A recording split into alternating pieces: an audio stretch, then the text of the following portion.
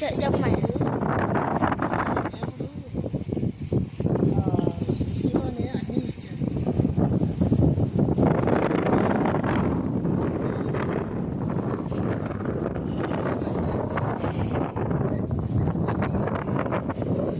ఇచ్చారు.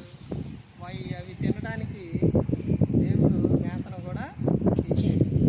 ఈ సృష్టిలోని ఎన్నిటిలో పోషిస్తున్న దేవుడు చెట్టు మనుషుల్ని కాపాడుతున్నారు, పశువులను పోషిస్తున్నారు, అన్నిటినీ కూడా అందరినీ ప్రతి ఒక్కరిని కూడా ప్రేమిస్తున్నారు. దేవుడు ఎవరంటే ప్రేమస్వరూపుడు. పశువులు మేయడానికి మేత, మనుషులు తినడానికి ఆహారం.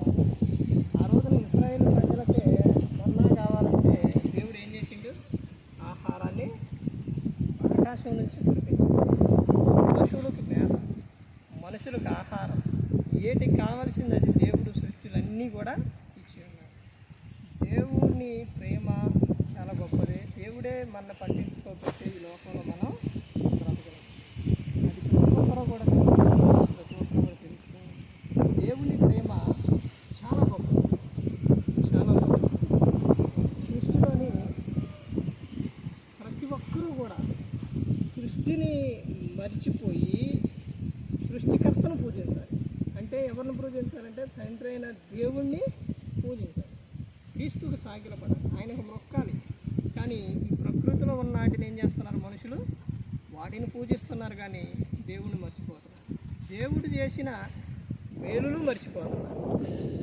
అందుకని ప్రతి ఒక్కరూ గమనించుకోవాలి. మన కాపాడుతుంది దేవుడు, మన రక్షిస్తుంది దేవుడు, మన జ్ఞానం ఇస్తుంది దేవుడు. అలాగే మనకి నిత్యం కూడా మన కోసం ప్రార్థన విజ్ఞాపన చేస్తున్నాడు యేసుక్రీస్తు. జ్ఞానాన్ని కూడా ప్రతి ఒక్కరూ కూడా